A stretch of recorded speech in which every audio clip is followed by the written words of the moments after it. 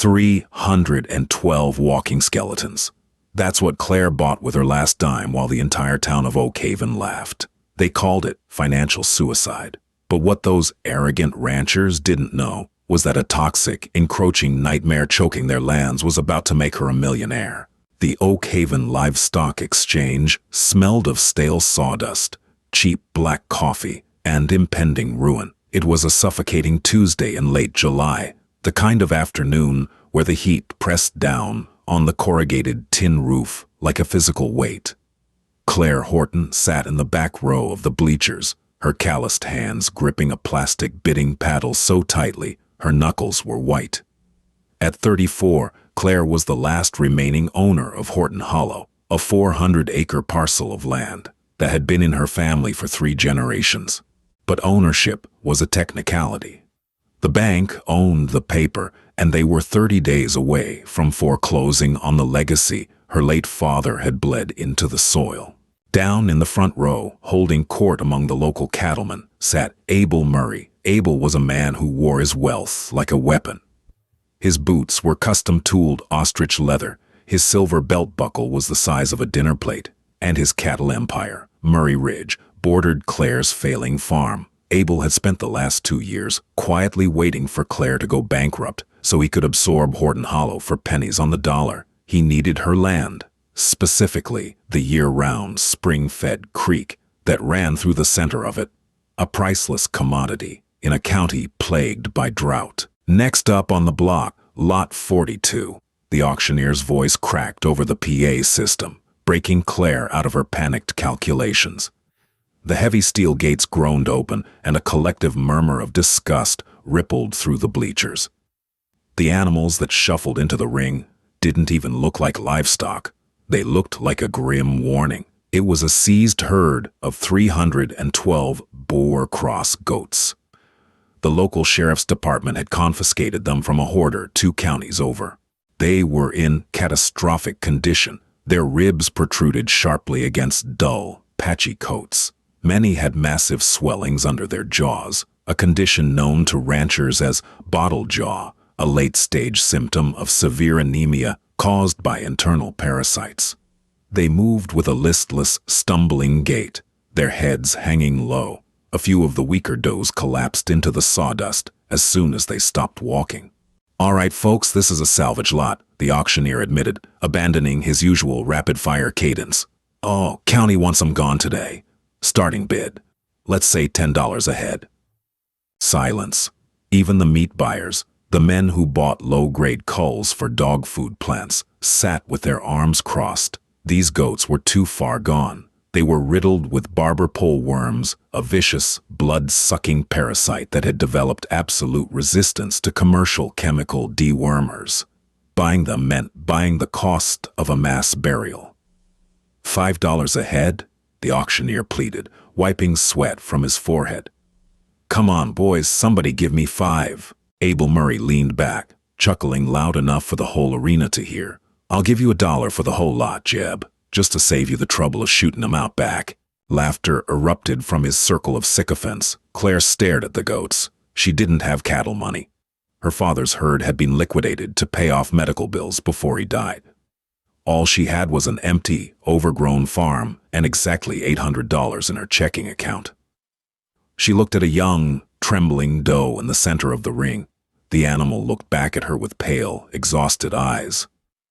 Before her brain could process the sheer insanity of her actions, Claire's arm shot up. $2, Claire said. Her voice shook, but it carried in the quiet arena. The auctioneer blinked. "I got $2 top head from the lady in the back. Do I hear 3? Abel turned in his seat, his cruel smile stretching across his face. "Well, isn't that sweet? Little Claire Horton is opening a hospice for goats. You want my backhoe to dig the trench, Claire? I'll rent it to you cheap." The crowd snickered, but nobody counterbid. "Sold." The gavel slammed down. $624 to Miss Horton.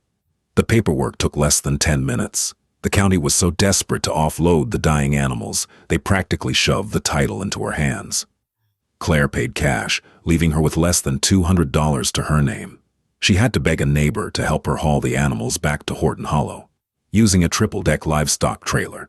When they finally arrived at the farm just before sunset, the reality of her purchase crashed down on her. Horton Hollow was no longer a working farm. In the years her father was sick, the pastures had been entirely consumed by a noxious, invasive plant called Sericea lespedeza, alongside impenetrable walls of wild blackberry brambles and toxic Chinese tallow trees. Sericea was a nightmare wide. It grew 6 feet tall, choked out native grasses, and cattle refused to eat it because its leaves were highly astringent and bitter. As Claire opened the trailer doors and watched the emaciated goats stumble out into the thick, towering weeds, she dropped to her knees in the dirt. She had no money for the premium alfalfa they desperately needed. She had no money for the heavy-duty veterinary drugs required to fight their parasite load. She had dumped them into a hostile, overgrown jungle. "I'm sorry," she whispered into the encroaching dark as the herd vanished into the thicket of weeds. "I just bought you a place to die." Claire didn't sleep. She sat on her front porch with a lukewarm cup of coffee, waiting for the sun to rise so she could begin the grim task of counting the dead. She knew the signs of barapole worm infestation, the parasites attached to the stomach lining, draining the host's blood until their organs simply shut down from lack of oxygen. Given the stress of the auction and the transport, she expected to lose at least 50 goats in the first 12 hours. When the first rays of dawn pierced the morning mist, Claire walked down the hill toward the thickest patch of Sericea lespedeza. She braced herself for the sight of carcasses. Instead, she heard a sound. It was a rhythmic, collective crunching, snapping branches, rustling leaves. Claire pushed through a wall of wild blackberry and stopped dead in her tracks. The goats were not lying dead in the dirt. They were on their hind legs. They were aggressively, almost violently, stripping the leaves off the towering stalks of lespedeza. Some were plunging their faces directly into the thorny blackberry bushes, chewing the leaves and stems with a frantic, ravenous energy. The sickly doe she had locked eyes with at the auction was devouring a Chinese tallow sapling, stripping it completely bare in seconds. A truck rattled down Claire's driveway, pulling her away from the bizarre sight. It was Dr. Mitchell Grant, the county veterinarian. A quiet, observant man in his late 50s, Mitchell had treated Claire's father's cattle for years. He had heard about the auction and drove out on his own dime, armed with a trunk full of euthanasia solution, assuming Claire would need help putting the suffering animals out of their misery. "Claire," Mitchell said gently, stepping out of his truck with a heavy black medical bag. "I heard what happened. I'm here to help. Where are they?" Claire pointed wordlessly toward the ravine. Mitchell walked over to the edge, fully expecting a massacre. He stared down at the 300 goats, moving like a synchronized lawn mower through the impenetrable brush. He pushed his glasses up his nose, walked down into the brush, and grabbed the nearest goat, a gaunt wether. He pulled down the goat's lower eyelid to check the Famatra score, a visual metric of anemia. "They're eaten alive by worms, Claire," Mitchell muttered, shaking his head. "Eyelids are bone white, but look at how they're eating." "They're eating the lespedeza," Claire said, her voice laced with confusion. "Cows won't touch it. It's too bitter." Mitchell froze. He looked at the half-stripped stalks of the invasive weed, then back at the goat. A slow, incredulous smile spread across the veterinarian's weathered face. "Claire," Mitchell breathed out, almost laughing. "Do you know why Sericea lespedeza is so bitter? Because it's a useless weed." "Because it is loaded with condensed tannins," Mitchell corrected, his eyes lighting up with scientific realization. Tannins are plant defense compounds, but in small ruminants like goats, condensed tannins act as a natural, highly potent anthelmintic, a dewormer. Claire stared at him. "You're saying the weeds?" "The weeds are medicine," Mitchell said, standing up. "The barber pole worms in this herd are resistant to every man-made chemical we have, but they aren't resistant to high concentrations of natural tannins. These goats aren't just eating, Claire, they are self-medicating. The tannins bind to the parasites and strip them right out of the gut." Claire watched the herd tear into the brush, A spark of wild hope ignited in her chest. Over the next 6 weeks, Horton Hollow became the site of a biological miracle. The goats didn't just survive, they exploded with vitality. The steady diet of high-protein, high-tannin brush purged the lethal parasites from their systems completely. Their bottle jaw swellings vanished. Their eyelids faded from ghostly white to a healthy, vibrant red. Their dull, patchy coats grew out thick and glossy. As they regained their health, their appetites became terrifying. 312 healthy goats can consume a staggering amount of vegetation. They eat from the top down, destroying the weed's ability to photosynthesize. Within 2 months, the impenetrable jungles of Horton Hollow were gone. The goats had decimated the Lespedeza, pulverized the blackberry brambles, and girdled the toxic trees.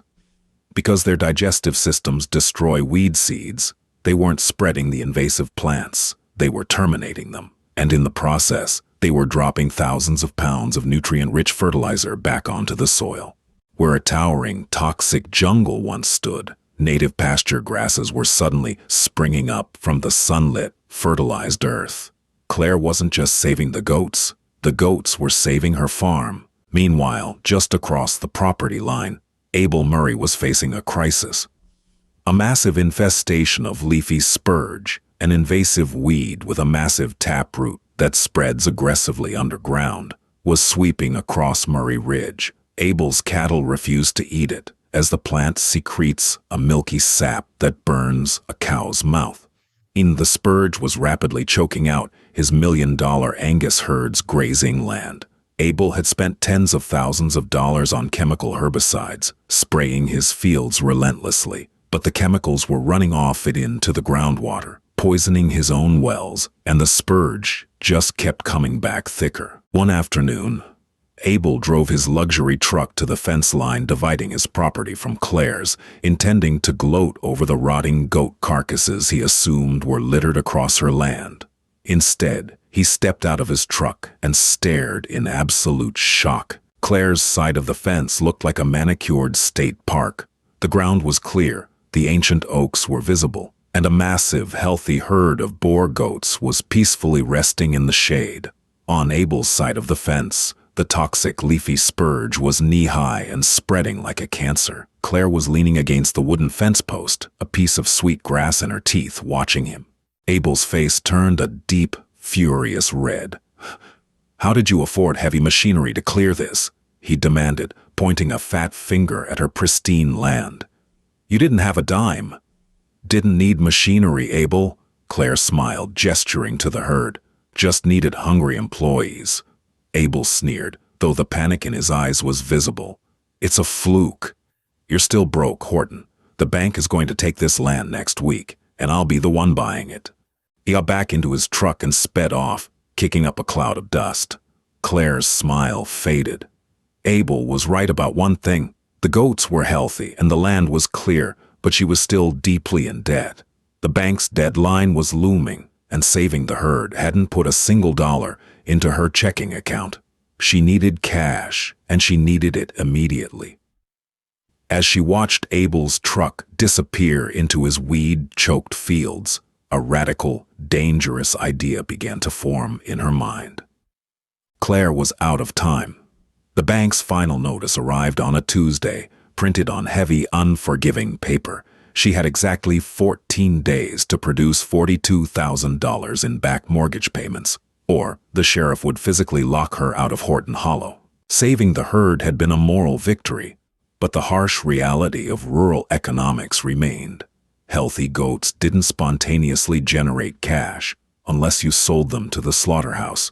And after watching these animals fight their way back from the brink of death, breathing life back into her father's suffocated pastures, sending them to the kill floor was a betrayal Claire couldn't stomach. She needed a way to monetize their appetite. The breakthrough came entirely by accident. Claire was in town picking up a small bag of salt minerals when she saw the front page of the Oakhaven Tribune. The headline screamed in bold, panicked letters, "County faces $200,000 EPA fine over highway chemical runoff." The local Department of Transportation had been using a heavy-duty, highly toxic herbicide to clear the steep ravines along Interstate 90, trying to mitigate wildfire risks by killing the dense, dry brush. But a freak summer thunderstorm had washed gallons of the unabsorbed chemical directly into the municipal water reservoir. The Environmental Protection Agency was furious, threatening massive fines and issuing a total ban on chemical spraying for the rest of the fiscal year. The county was now facing extreme wildfire hazards with their primary method of brush management completely outlawed. Claire stared at the newspaper. She looked back at her truck. She thought about the 312 brush-clearing machines currently resting in her green pastures. The emergency county board meeting was held that evening in the stuffy gymnasium of the local high school. The room was packed with angry taxpayers, sweating politicians, and nervous municipal contractors. Sitting in the front row, looking exceedingly smug, was Abel Murray.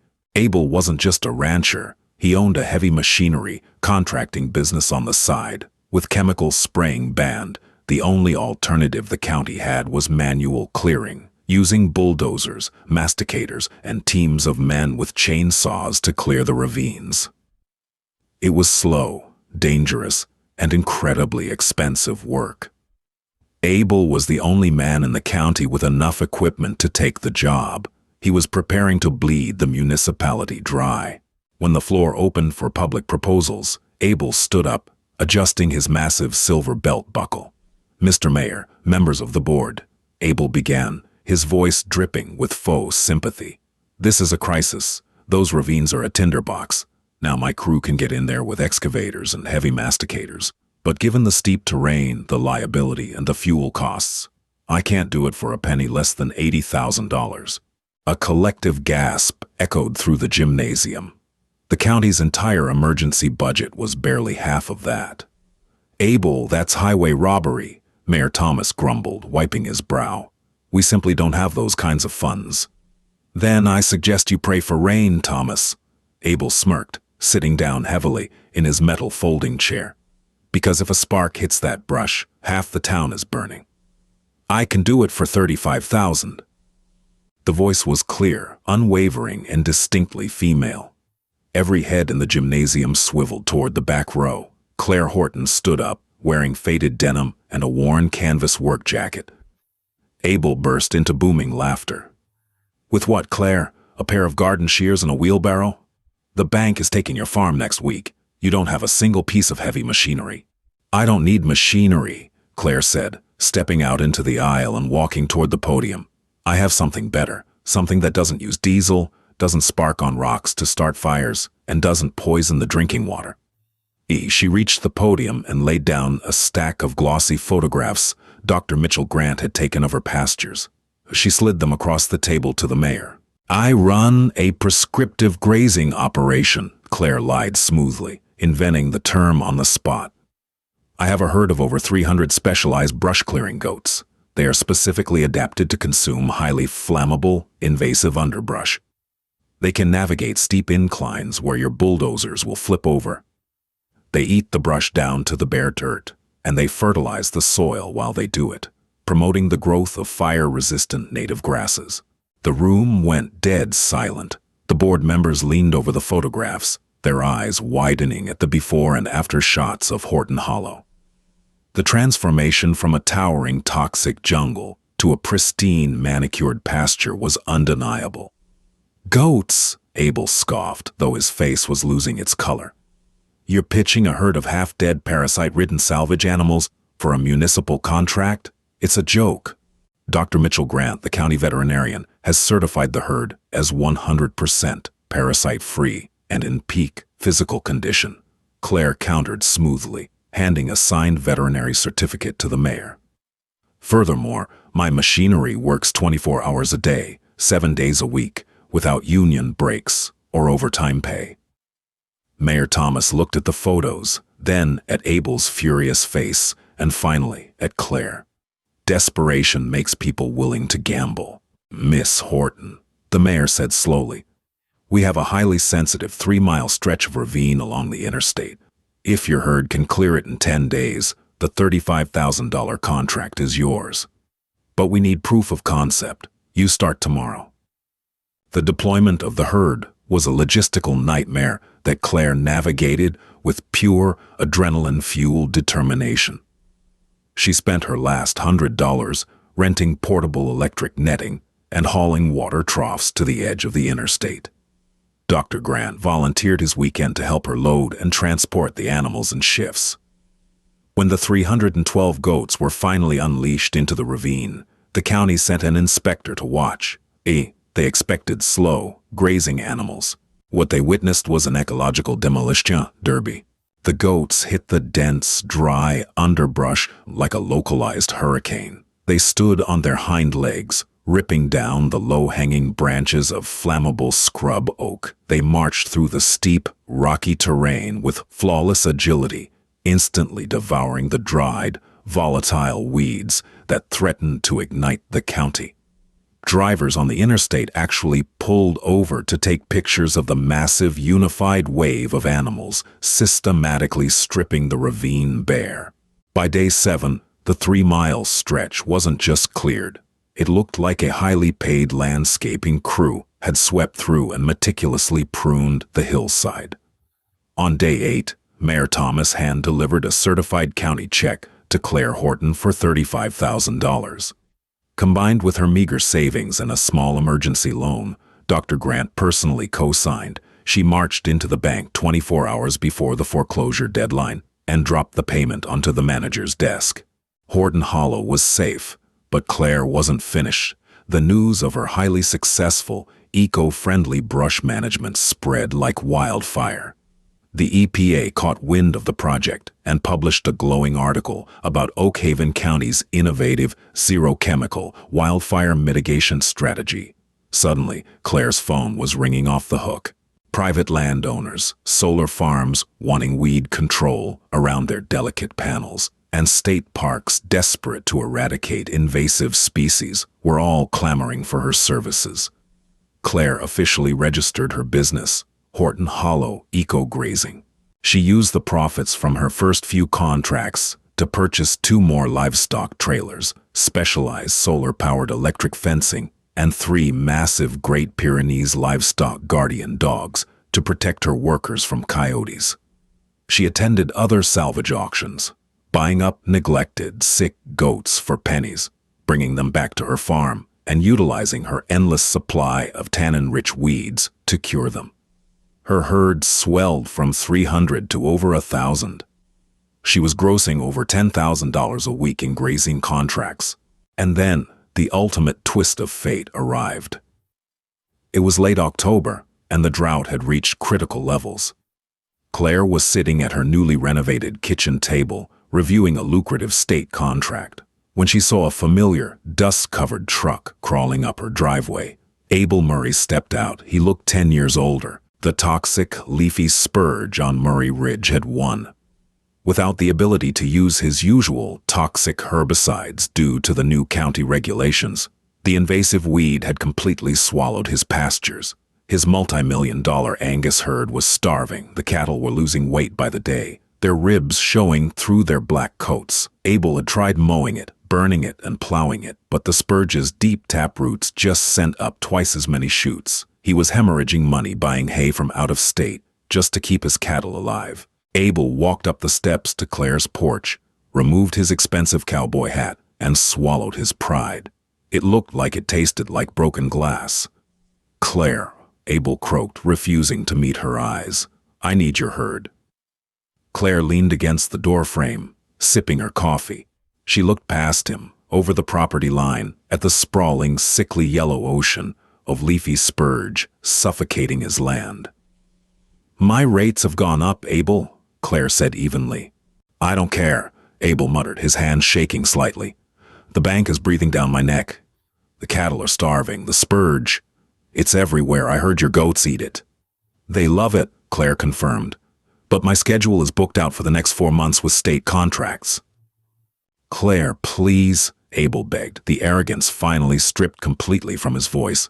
"If I don't get this cleared before the winter frost, the roots will spread to the upper grazing lands. I'll lose Murray Ridge. I'll lose everything." Claire looked at the man who had publicly mocked her, who had waited like a vulture for her father's legacy to collapse, who had laughed when she bought toy animals with her last dollar. Vengeance would have been easy. She could simply say no and watch him drown in weeds. But Claire was a businesswoman now, and emotion didn't pay the bills. "I'll clear your land, Abel," Claire said, stepping out onto the porch. She pulled a notepad from her pocket. "But here are the terms." She didn't just rattle off a price. She laid out a corporate takeover. Premium emergency rates, triple her usual daily fee, payable entirely up front in a cashier's check. Water access, full unrestricted legal access to his deep water wells for her herd for the duration of the contract. The land transfer. In exchange for prioritizing his farm over her state contracts, Abel would deed her the 70-acre parcel of his land that bordered her creek, the exact parcel he had originally plotted to steal from her. Abel stared at her, his jaw slack with shock. "You're extorting me." "I'm offering a specialized service to a desperate client," Claire corrected, her voice cold steel. "You can accept the terms, or you can go buy more hay, Abel. It's your choice." Abel looked at his dying pastures. He looked at Claire's pristine, thriving farm. He slowly reached out and took the pen she offered. 3 days later, 1,000 boar goats flooded across the property line onto Murray Ridge. Like a relentless, highly organized army, they stripped the toxic leafy spurge down to the dirt. They pulverized the taproots, digesting the seeds and dropping rich fertilizer in their wake. Within a month, Abel's land was saved, but Claire emerged as the undisputed titan of the valley. She had started with $800, a condemned farm, and a herd of walking skeletons nobody wanted. Through sheer grit, biological ingenuity, and the refusal to quit, she hadn't just saved her family's legacy. She had built an empire on the very weeds that were supposed to destroy her. They laughed when she bought 312 sickly goats, but Claire Horton was the only one laughing now, all the way to the bank. Claire's incredible journey proves that sometimes the greatest treasures are hidden inside our biggest problems. She turned a ridiculed purchase into an eco-friendly empire, proving her doubters completely wrong through resilience and a little bit of biological magic. What would you have done in Claire's shoes? Let us know in the comments below. If you found this real-life farming comeback inspiring, please hit that like button, share this video with your friends, and subscribe for more amazing stories.